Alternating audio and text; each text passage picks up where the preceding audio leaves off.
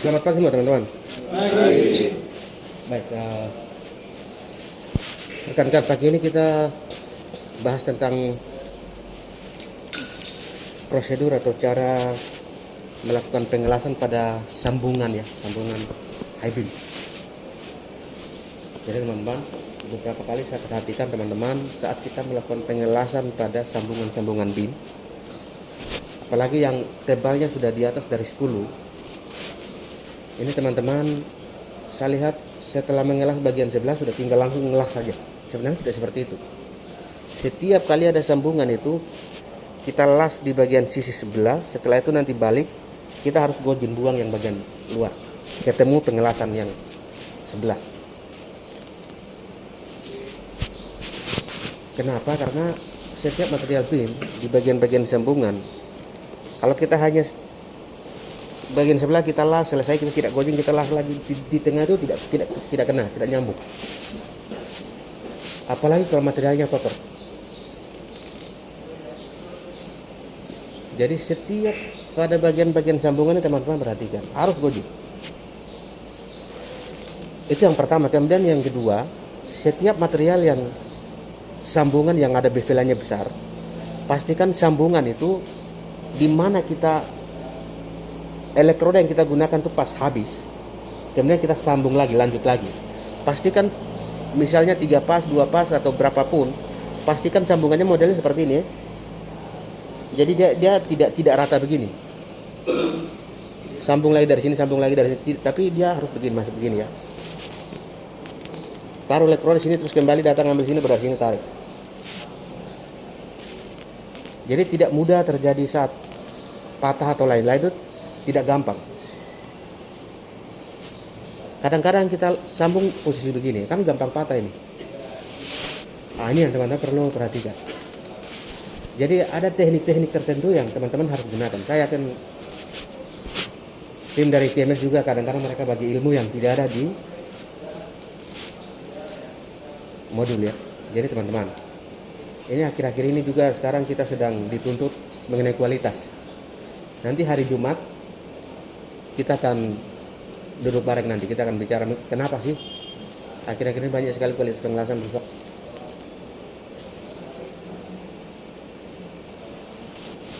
Itu yang pertama yang kaitan dengan prosedur pengelasan ataupun bagian sambungan high beam. Kemudian yang kedua, ada beberapa faktor. Setiap kali terjadi kesalahan itu tidak serta-merta karena kesalahan dari karyawannya, tetapi ada beberapa faktor, misalnya kawat elektroda yang mungkin kita tidak perhatikan baik, ataupun dari materialnya.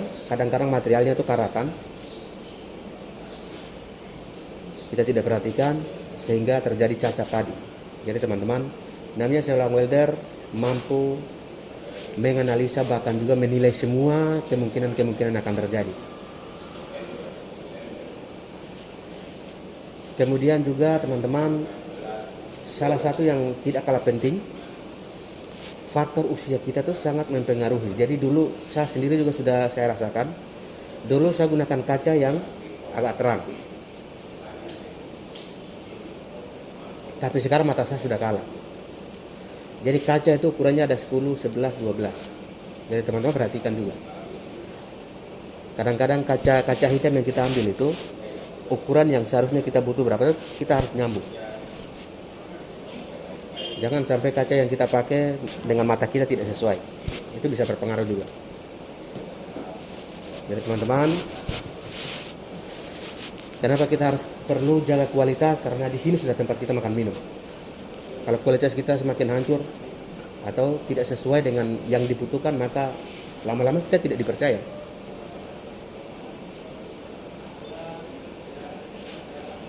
Karena tidak salah saya dengar sudah ada beberapa kontraktor yang di Timika sudah mau ambil material struktural. Nanti yang jadi pertimbangan, misalnya orang yang bawa keluar material dari sini, mereka kerja cepat, harganya murah, bisnis. Orang cari pasti yang murah baru kerja bagus. Ini yang perlu kita jaga teman-teman. Kita tidak beranggapan hanya modal asap hanya modal mungkin kerja cepat tapi kualitas dia tidak perhatikan, ya ini lama-lama juga orang bisa berpikir. Jadi teman-teman, ini bukan hanya kita, tapi kita berharap kru sebelah juga hasil kualitas penjelasan ini sama-sama kita jaga. Kemudian terlepas dari itu teman-teman, kembali saya ingatkan lagi yang berkaitan dengan disiplin kerja, teman-teman mari kita tetap patuhi. Dan akhir-akhir ini di tahun baru 2023 ini banyak sekali kontraktor yang akan datang ke sini yang berkaitan dengan disiplin kerja teman-teman.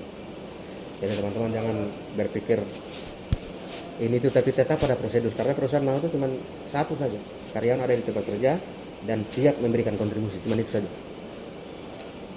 Kenapa harus datang mereka panggil karyawan untuk berikan arahan? Ya salah satunya mungkin izinnya banyak, sakitnya banyak, tidak masuknya banyak, kemudian jam kerja yang kurang banyak. Perusahaan tidak butuh seperti itu.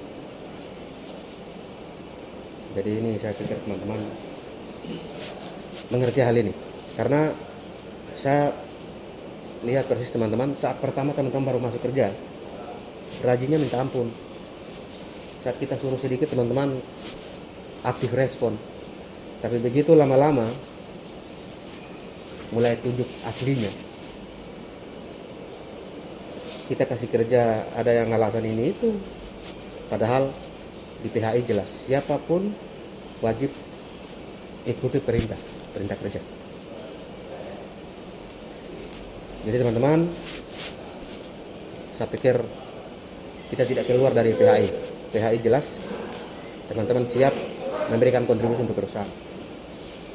Ya saya pikir itu yang saya sharing ke teman-teman. Udah teman-teman, ada yang masukan atau ada yang punya saran mengenai ketiga dalam?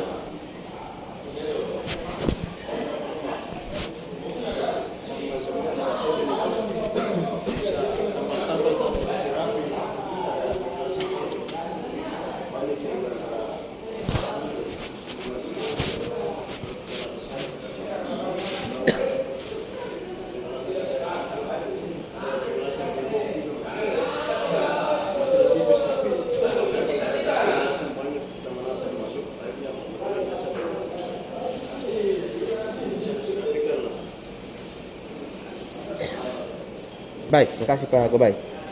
Itu juga jadi satu penyebab ya. Dan hal itu juga kita sudah sharing di grup. Dan saya yakin teman-teman, yang kita belajar teori di saat kita training dengan prakteknya itu beda. Kita lihat jauh memang. Jadi ada material yang tipis, tapi gap yang seharusnya itu minta pengelasan 6, tapi gapnya besar begini, kan tidak mungkin kita lasnya 6. Prosedur aturannya sebenarnya yang begitu kita harus kasih balik. Tapi kita di sini lebih banyak bermain di kerjasama dan pengertian ini membuat kita kadang-kadang, makanya itu kan jadi satu alasan untuk kita bisa sampaikan. Misalnya kalau ada pertemuan ini, saya yakin teman-teman harus punya alasan yang bisa menjawab hal ini. Salah satunya ada 2 material dan dalam itu yang tempoh hari kita ada foto, teman-teman lihat. Sebesar begini baru terus tambah dengan elektroda kecil dalam ini, kita lah pasti tembus jempol. Terima kasih Pak Gobay. Hal ini juga perlu jadi pembicaraan kita nanti saat pertemuan. Jadi pentingnya pertemuan itu sudah, teman-teman lihat apa yang terjadi itu sudah, nanti teman-teman catat, baru ini kita akan bicara. Terima kasih Pak Gobay. Mungkin dari yang lain? Baik, kalau tidak ada, saya pikir cukup teman-teman. Seperti biasa terakhir saya ingatkan teman-teman, ingat jangan sampai lupa cek log baru kita karena dibayar sesuai dengan teman-teman, walaupun sudah ikut meeting tapi dibayar itu sesuai dengan cek log. Oke teman-teman, sebelum kita masuk mari kita berdoa menurut agama dan keyakinan masing-masing. Berdoa mulai.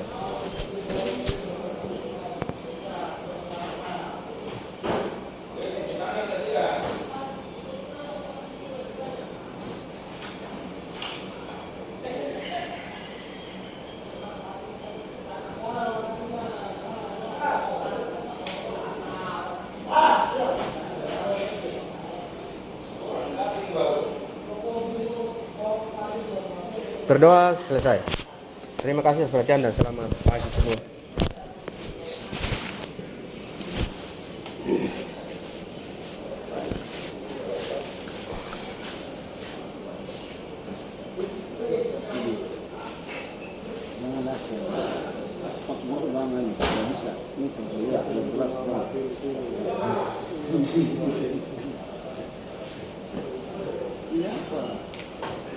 Bisa begitu, jangan biar material tinggi.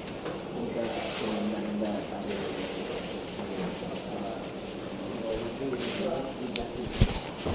tahu.